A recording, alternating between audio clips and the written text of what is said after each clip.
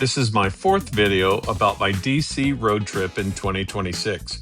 It covers from DC, the return trip, all the way back to Houston. On the 10th day of my trip, I headed out from DC with absolutely no idea where I was going to stop for the night. I had to do a business phone call from the road, and I pulled over in Salem, Virginia, and I ended up staying the night there. I actually pulled into the parking lot of the Cookout restaurant. I vaguely remembered having read an article write-up about this restaurant a number of years ago. So after my scheduled time for the meeting, I decided to eat there. I don't know if all the locations are like this, but it was a drive-through only spot and the menu was vast. So I ordered everything that looked good to me at the time.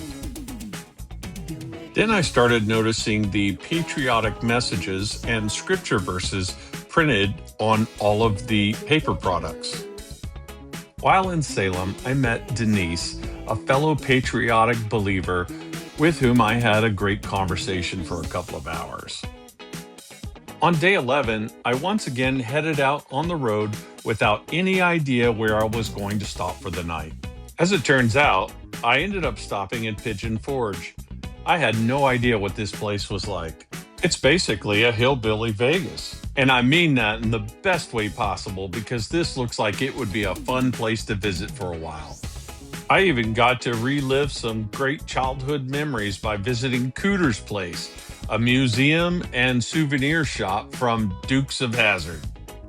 The shop had all kinds of things from the show, from the marketing materials, props, and souvenirs that you could buy. It was really enjoyable. And of course, I had to get a Cooter's Garage work shirt, which I think you'll be able to see in some of the later photos. On the 12th day of my journey, I left Pigeon Forge, I drove down the Tail of the Dragon Road, and I ended up in Douglasville, Georgia, just on the outskirts of Atlanta.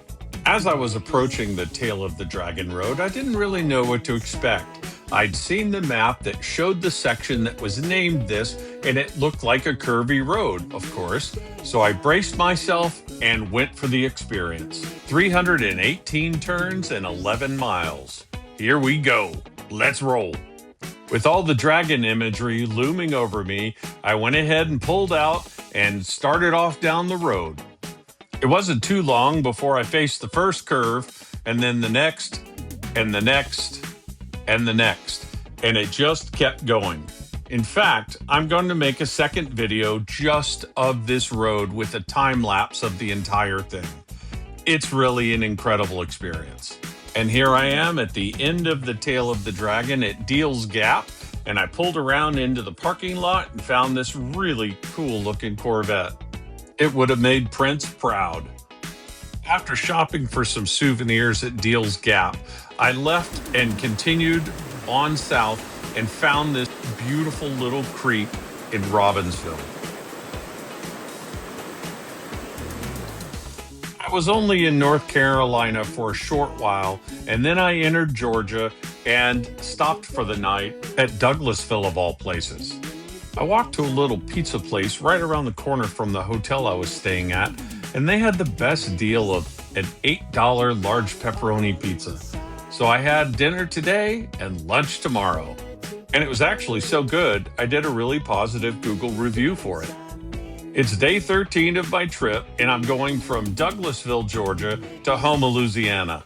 It was fairly uneventful, but I had to first stop and get a cheese and jalapeno sausage roll that I was introduced to by my friend Slayton.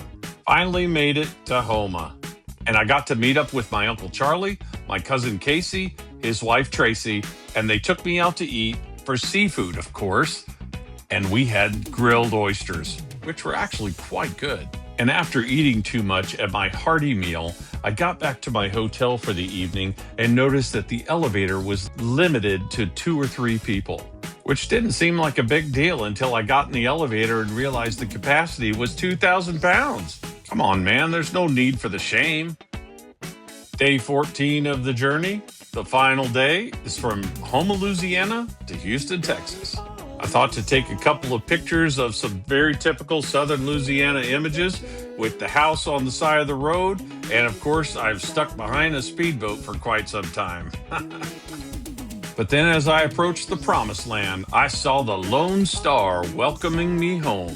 But then the real welcome home came in the form of all the signs that were handwritten by my mom to greet me when I got there. And that is the story of my trip to Washington, D.C. in 2026.